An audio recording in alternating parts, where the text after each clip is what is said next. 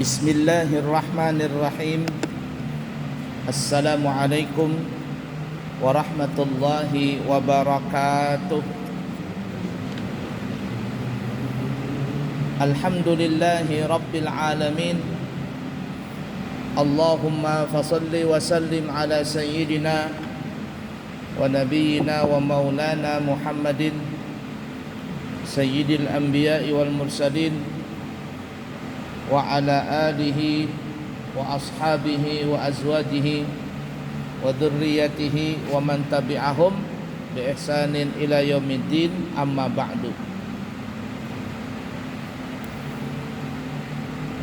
Marilah kita melanjutkan pelajaran kita di dalam kitab Qisasul Anbiya, kisah cerita para nabi dan rasul, yang dikarang oleh Al-Imam Ibnu Katsir rahimahullahu ta'ala, wa nafa'na bihi wa bi'ulumihi fid din wad dunya wal akhirah, amin.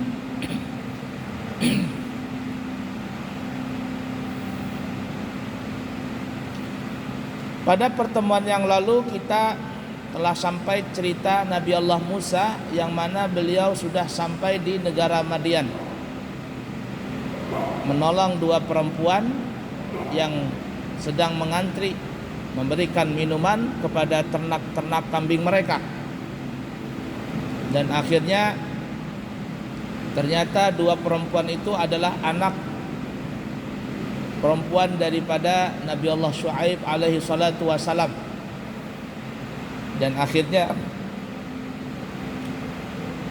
salah satu putri dari mereka meminta kepada ayandanya untuk memberikan upah kepada Nabi Allah Musa ini, karena perempuan ini mengatakan bahwa ini orang, si pemuda ini, yakni Nabi Musa, adalah orang yang baik, yang mempunyai akhlak sopan santun yang sangat mulia.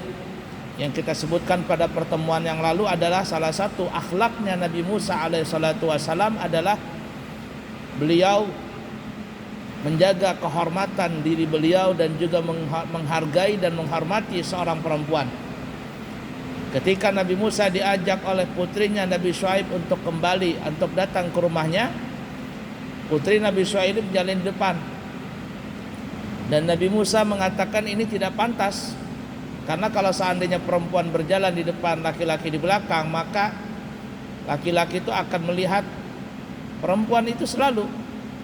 Maka Nabi Musa berkata kepada putri Nabi Shu'aib itu, sebaiknya engkau jalan di belakangku, biarlah aku yang di depan. Nanti kalau seandainya arah jalan ini ke kanan, lemparkanlah ke kanan, yakni batu ke kanan. Kalau ke kiri, lemparkan batu ke kiri.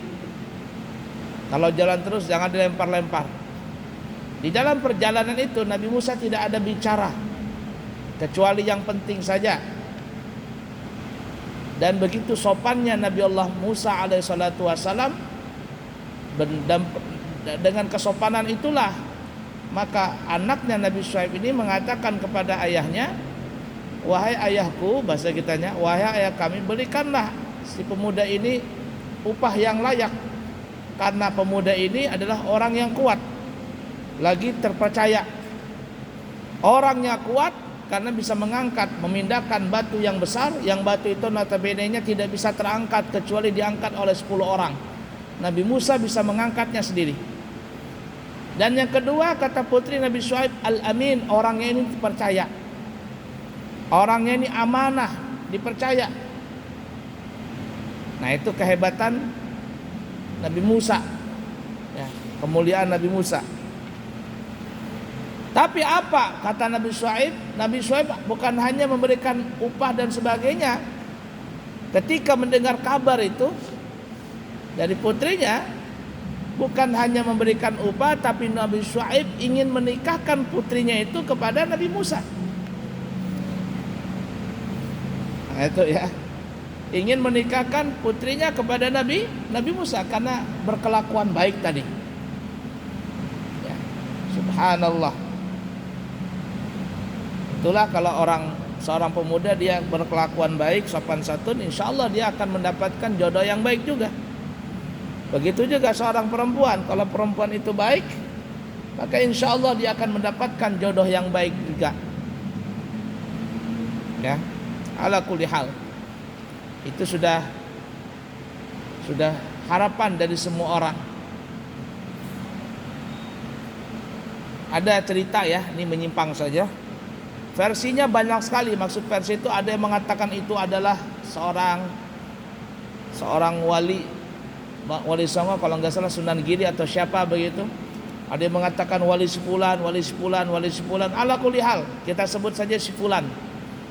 Si fulan ini seorang pemuda yang sangat menjaga kehormatannya dan juga menjaga makanan minuman yang masuk ke dalam perutnya. Jangankan yang haram, yang makruh saja nggak mau. Jangankan yang makruh, yang syubhat saja nggak mau.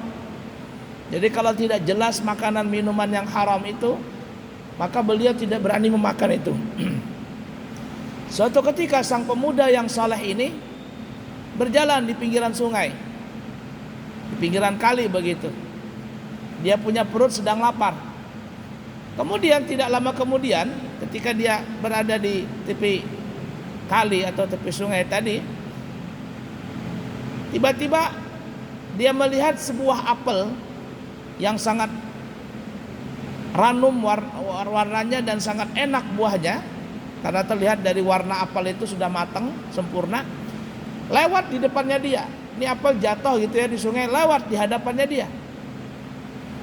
Tanpa banyak pikir si pemuda ini mengambil apel tadi, karena perut juga sudah lapar.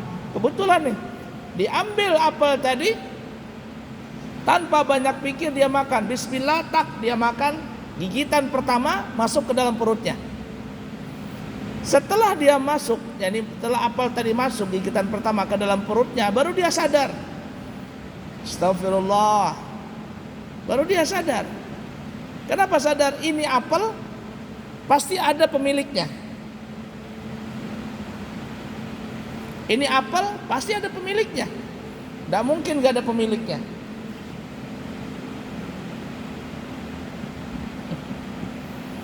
Basah semuanya baju. Perjalanan jauh dari ibu kota negara, basah baju. Maaf Pak. Saya mau pakai mobil takut sekarang. Biasanya kalau dari Amburawang tuh ke sini 1 jam pakai mobil bisa tembus. Sekarang 1,5 jam, 2 jam baru bisa tembus itu. Belum jadi ibu kota resmi sudah macet sudah kita. Pakai motor aja sekarang sejam tuh. Luar biasa ya. Ala kulli hal. Baik, kita kembali tadi sampai mana ya? Baru sadar si pemuda ini. Ini apel pasti ada pemiliknya. Apel ini pasti ada pemiliknya. Saya mengambil tanpa minta izin lebih dahulu. Waduh, bahaya ini. Saya tidak mau masuk Makkah gara-gara apel ini yang tidak jelas halal haramnya. Ringkas kata, si pemuda ini pun akhirnya menyisiri sungai tadi untuk mencari siapa pemilik apel tadi. Jalan. Ternyata dia mendapati seorang bapak-bapak. Lalu si pemuda ini pun mengucapkan salam dan berkata, "Wahai bapak, minta maaf. Saya ini ada dapat apel nih jatuh di sungai tadi. Saya makan dan setelah itu baru saya sadar bahwa apel ini pasti ada pemiliknya. Dan saya makan tanpa minta izin, tanpa minta dulu. Bapak tahu nggak siapa pemilik apel ini?" Kata si bapak ini, "Wah, ini apel punyanya putri saya. Itu buktinya pohonnya. Putri saya nanam apel itu. Dia jaga itu apel karena apel ini yang paling enak perasaan dia. Tapi ternyata apel ini jatuh dan engkau makan tanpa minta izin lebih dahulu." Si pemuda ini akhirnya pun mengatakan, "Alhamdulillah, ternyata saya ketemu pemilik aslinya. Kalau begitu Pak, saya minta halal, minta ridha, dan saya akan ganti berapa upahnya, berapa bayarannya ini." Kata si bapak ini, "Oh, tidak bisa dibayar, itu nggak ada harganya, itu mahal sekali harganya." Lah, terus gimana? Ya, satu-satunya cara supaya engkau bisa dihalalkan, supaya engkau bisa diridhokan tuh apel tadi, dan lagi dituntut di akhirat adalah engkau harus kawinin putri saya. Harus kawin dengan putri saya itu. Waduh, kaget nih pemuda. Mau ganti apel ternyata disuruh kawin lagi. Ya sudah, kata si pemuda itu, kalau memang seperti itu syaratnya untuk menghalalkan makanan ini, saya siap untuk menikahin putri bapak. Tapi si bapak ini berkata, tapi wahai pemuda, ketahuilah bahwa putri saya itu matanya buta, telinganya tuli, mulutnya bisu, kaki tangannya lumpuh. Waduh, kata pemuda, ini bukan rezeki, musibah ini menikah dengan seperti ini. Siapa yang mau perempuan seperti itu? Kata si bapak tadi, kalau kamu mau, silakan, saya halalkan itu apel. Tapi kalau nggak mau, saya tuntut kamu di akhirat. Dengan berat hati, si pemuda ini pun akhirnya, ya pak, daripada saya di akhirat masuk neraka gara-gara apel, ya dah saya terima untuk menikahi putri bapak. Kalau begitu ayo ke rumah. Akhirnya sampailah di rumah ini. Bapak ini pun mempersilahkan si pemuda ini masuk ke dalam rumah tadi. Lalu dia berkata, wahai pemuda, itulah istrimu, tengoklah dia. Saya akan nikahkan sekarang, dan sebelum kau menikah kamu tengok dulu. Ternyata ketika si pemuda ini menengok si perempuan tadi, la ilaha illallah, subhanallah, ternyata perempuan ini cantik kok. Pakai kol-kolah, cantik luar biasa. Tidak ada yang matanya buta, tuli, apa, tidak ada. Matanya tetap bisa melihat, bersinar, matanya belok, alisnya mengumpang parang, bulu matanya lentik, bentuk telinganya bagus, pendengarannya bagus, mulutnya bagus, bibirnya bagus, sempurna semua. Ini bidadari nih. Lalu si pemuda tadi bilang, pak, katanya buta, tuli, bisu dan sebagainya, tapi ternyata enggak. Si bapak ini berkata, wahai pemuda, ketahuilah, anak saya ini memang tuli, tapi dia maksud tuli itu tidak pernah mendengar yang maksiat. Anak saya ini memang buta daripada melihat yang haram. Anak saya ini, putri saya ini bisu karena dia tidak pernah berkata-kata yang tidak baik. Tangan kakinya lumpuh karena dia tidak pernah berjalan ke tempat-tempat yang tidak ada manfaatnya. Aku tahu engkau ini adalah orang yang baik. Kalau seandainya apal saja engkau tidak ridha masuk ke dalam perutmu yang apal itu tidak tahu jelas halal haramnya, maka aku yakin begitu juga ketika engkau nanti menjadi suami anakku, putriku, engkau akan menjaga juga putriku makanan minumannya. Masalah jujuran, masalah mahar itu belakangan. Yang penting aku lihat kau orang saleh, maka saat ini juga aku nikahkan kau dengan putriku. Ala kulli hal, si pemuda tadi pun bersyukur, mendapat rezeki luar biasa. Dapat apel, ternyata mendapatkan yang pemilik apelnya lagi. Menikahlah si pemuda itu. Itu kebaikan daripada seorang pemuda. Begitu juga Nabi Musa ini, yang kita baru ceritakan tadi. Dia mendapatkan putri seorang nabi karena lantaran kebaikan dan kehormatan Nabi Musa yang beliau jaga itu. Tidak pelangap-pelongo, tidak berbicara yang tidak baik, menjaga muruahnya, sopan santunnya. Nabi Syuaib tahu itu. Akhirnya bukan hanya Nabi Syuaib memberikan hadiah upah kepada Nabi Musa, tapi kata Nabi Syuaib, aku nikahkan engkau dengan putriku. Luar biasa itu. Keyakinan Nabi Syuaib itu luar biasa. La ilaha illallah. Dan sebutkan ayatnya dalam surah Al-Qasas ayat 27. A'udzu billahi minasy syaithanir rajim. Qala inni uridu an unkihaka ihda banatayya hataini ala an ta'jurani thamaniya hijaj fa in asmamta ashran famin indik wa ma uridu an ashqa alaik satajiduni insya'allahu minas salihin.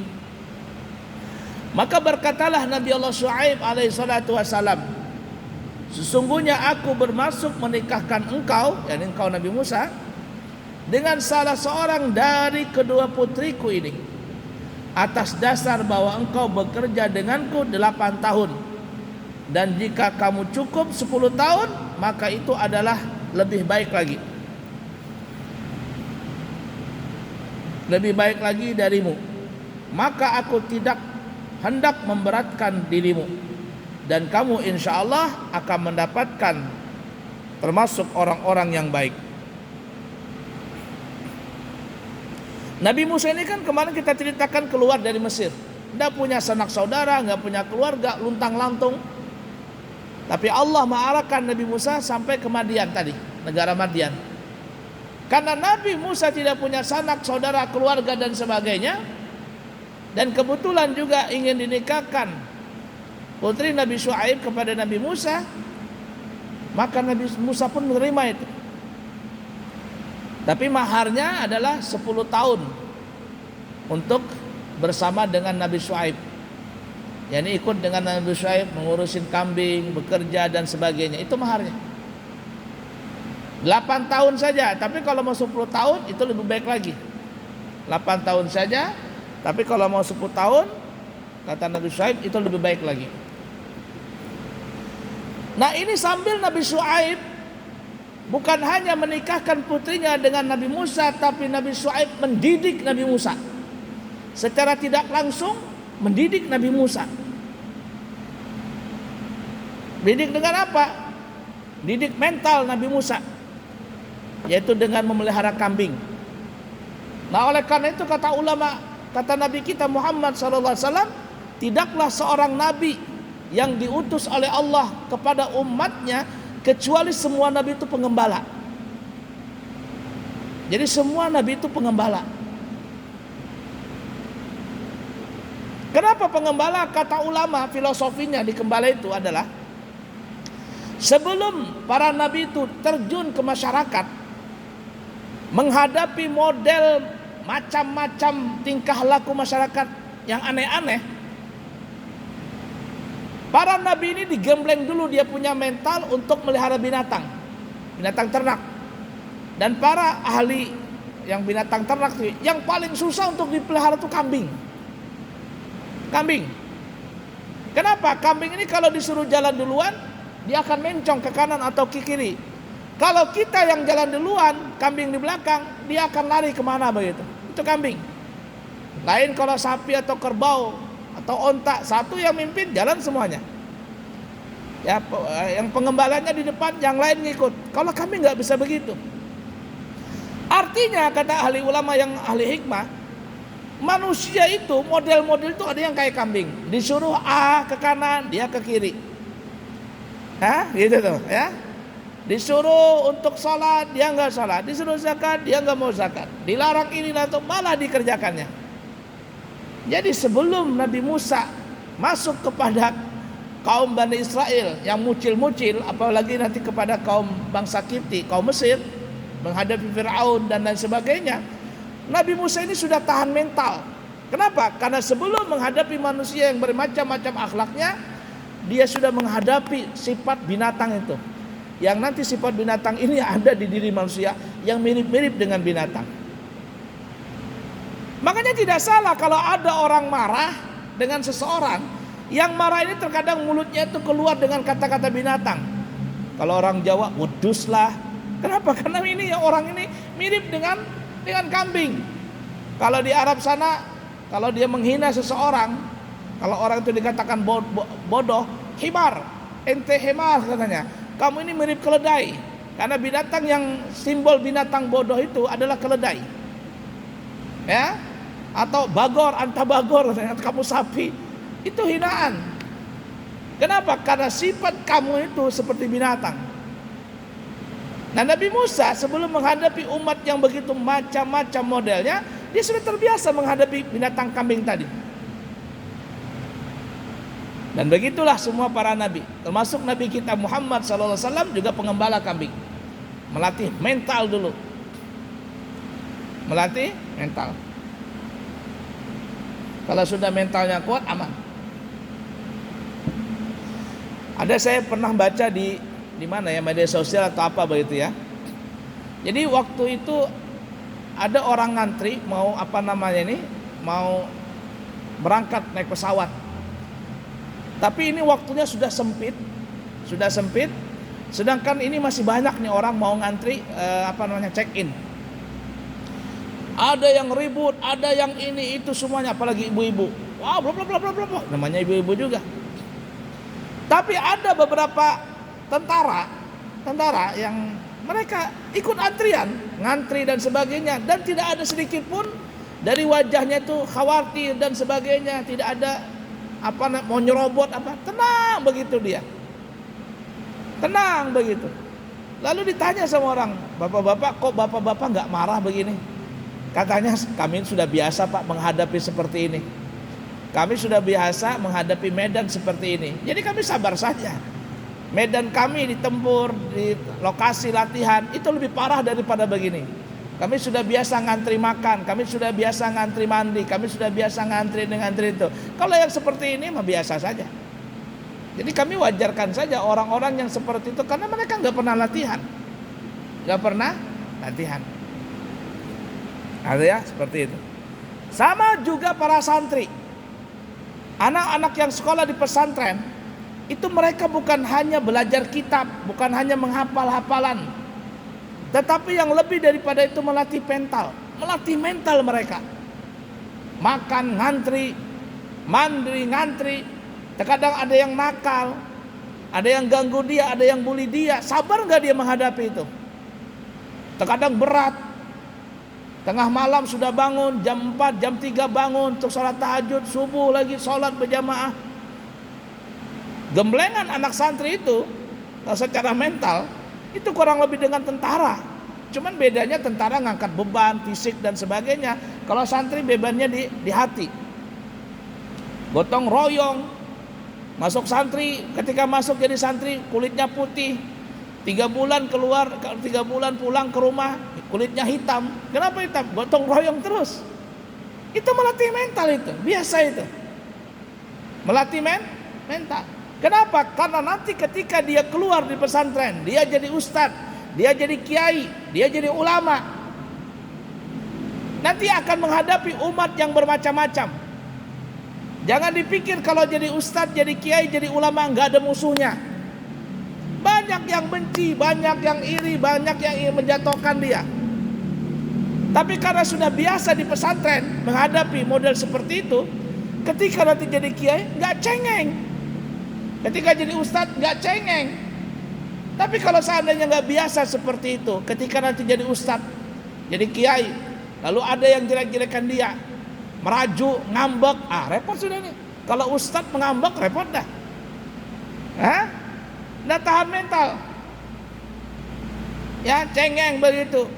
Harus kuat mental. Nah, itulah para nabi dan rasul. Termasuk Nabi Musa, apalagi nabi kita. Ketika nabi kita sudah jadi nabi dan rasul, disitulah banyak tantangan. Bahkan dikatakan ketika nabi sudah mendapatkan wahyu pertama di malam 17 Ramadan itu, besok harinya Siti Khadijah membawa Nabi Muhammad kepada sepupunya Siti Khadijah, Waraqah ibnu Naufal, menceritakan apa yang dialami oleh Nabi kita.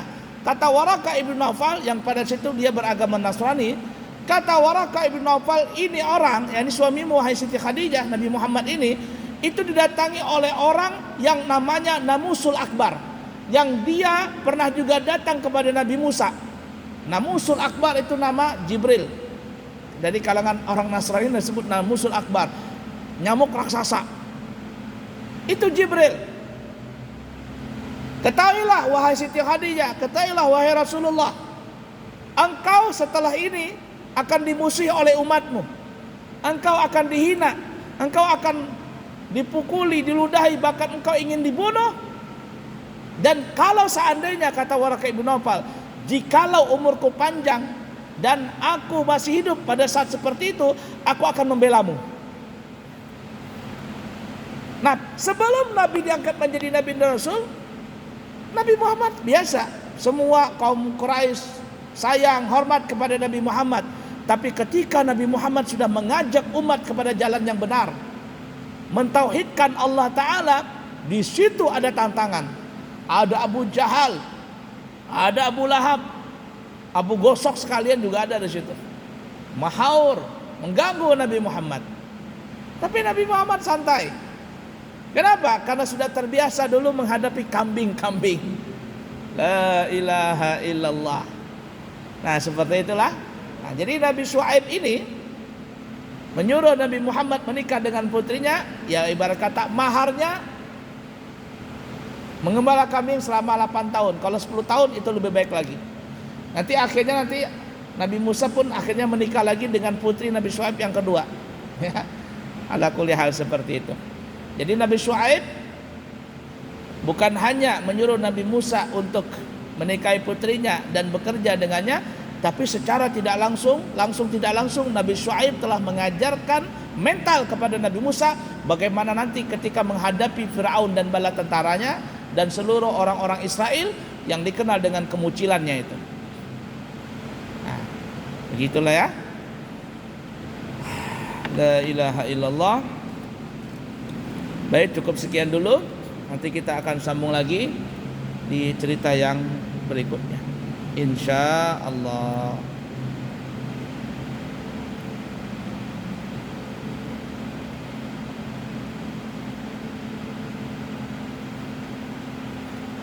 Semoga ada manfaatnya. Subhanakallahumma wa bihamdika asyhadu an la ilaha illa anta astaghfiruka wa atubu ilaik. Wa akhiru kalam. Wassalamualaikum warahmatullahi wabarakatuh.